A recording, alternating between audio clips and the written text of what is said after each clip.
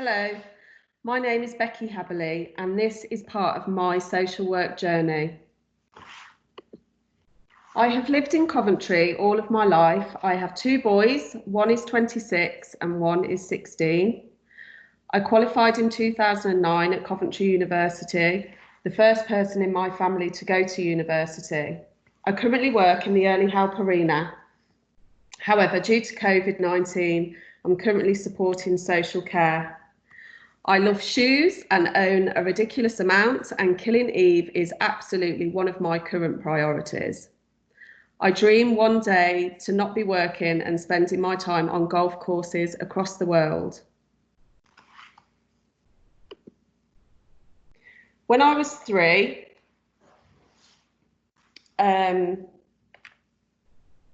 we left my dad and brother and moved into a hostel.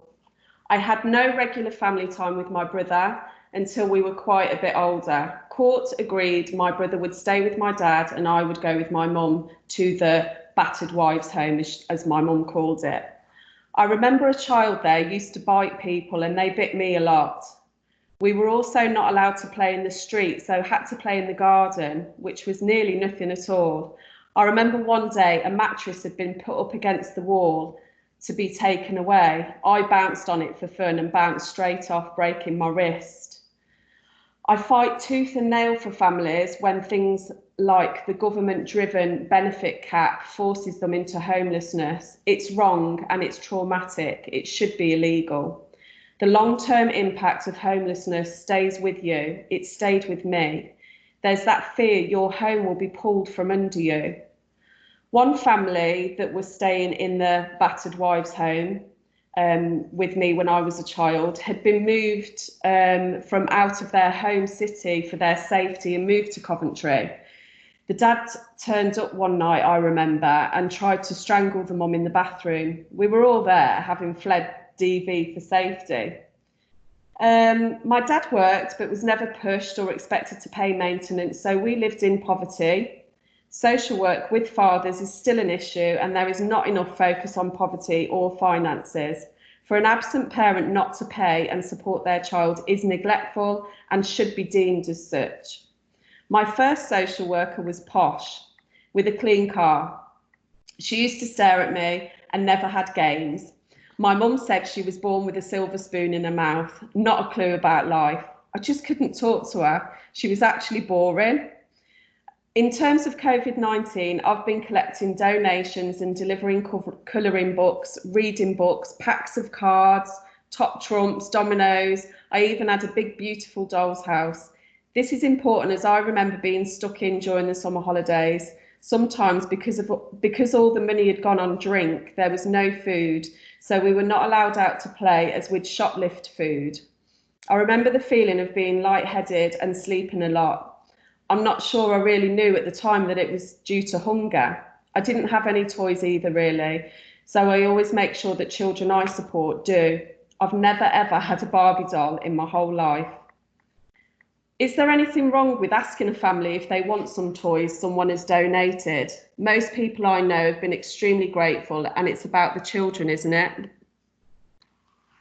This was my second social worker I had when I was 14. This is Bernice and her daughter and her granddaughter. They are both studying social sciences. Bernice messaged me recently saying, "And with you, I have a right little posse," referring to me as almost like one of her own. That means so much to me. In her mind, I am special, I am loved, and she is proud of me. I remember sitting at a meeting around a big table. My mum and dad both took it in turns to say, "Well, I don't wanna." I thought I would crumble. My heart actually ached. So I ran from the room, completely sobbing and broken. Bernice ran after me, not either of my parents, to comfort me. And she got me a fag when I asked, sobbing. When I was a kid, I saw her around my community. She always listened to me, and I just had this feeling she cared about me. She tells me she is proud of me even now. I remember bumping into her in a supermarket years ago and I said, "Guess what I am?" She said, "A social worker." I was a youth worker at the time and laughed. She told me she knew I'd do well and she knew that I was going to be a social worker. I'm sure I was a nightmare for her doing runners from the foster carer, but I still get a feeling in my tummy at 45 years old when she sends me a message or comments on my Facebook pictures. Back in the day, I could go into the office and ask to see her. I feel sad it's changed in that way for children and young people. I'm sure it was annoying when you're trying to get your paperwork done, but it felt like a bit of a safety net to me. So here's me. I'm a social worker. I'm passionate about my job and proud of what I've achieved. In terms of COVID-19 and working at the moment, I wonder what the aftermath will look like. I'm resentful my kitchen is an office. I also think staff will reflect and be very conscious of how they were treated by managers, local authorities at this time. I'm sad that, as usual, social work is not celebrated or recognised in the way it should be by the media and the public, but then we need to get better at celebrating ourselves too. I believe in real relationship-based practice. I have seen too much of them and us attitude from social workers towards families. Any one of us could need services at some point in our lives, and some of us already have. Some of the training I have attended about the Troubled Families Agenda and the ACEs make my blood boil, and at times I've seen colleagues in a very different light. We need to focus on the positives, put some effort in and really get to know our families. We cannot expect immediate change. We need time to spend with families, to understand them and their story. We cannot ignore poverty. It takes over everything, every thought, your feelings, your self-worth, but also your concentration ability to do and be what you want to be. In fact, you possibly don't even know the options that are out there in terms of getting to where you want to be if poverty is consuming you. I want us to think about what we need to help families succeed, to stay together. How can we have care in our title or services if we are taking people a longer journey they do not want? Some workers say to me, if we had more time, if we had more money, I think we could work with this family and keep the children together. This is not okay. I want to see social work of the future standing up and being proud, fighting for the rights of the oppressed, not just going along with these acts of violence against the most vulnerable. We have to stand up for ourselves too. We deserve to be recognised for the work we do.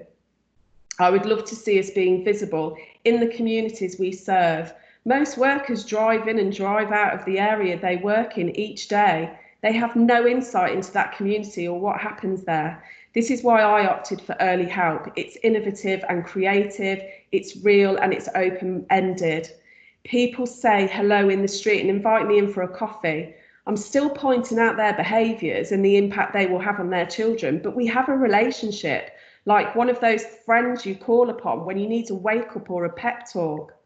I don't want the workers of the future to be ticking boxes, trying to catch people out and just constantly assessing where they could be modelling, listening or putting the kettle on.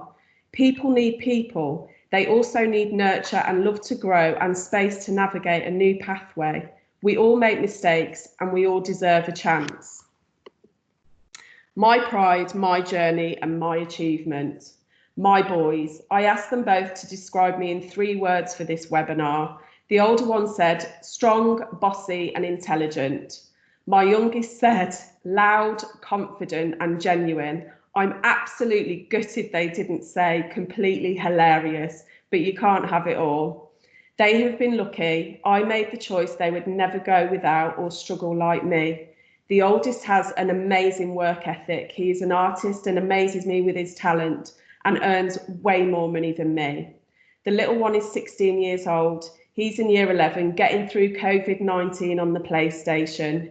He's applied to do A-levels in English literature, history and sociology. He's my little geek. I love them both, but they are both opinionated and were challenging, but thankfully liked at school. I'm not sure where they got that from. They both have the best stories about me attending meetings at school, but that's for another time. Thanks for listening and do social work proud.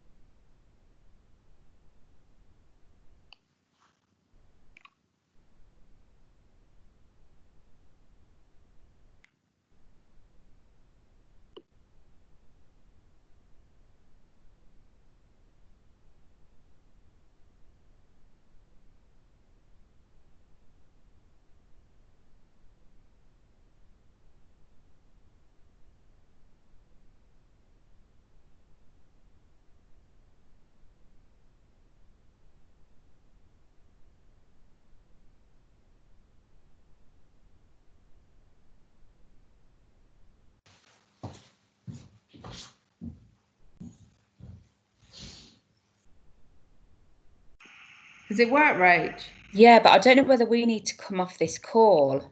Okay. Okay.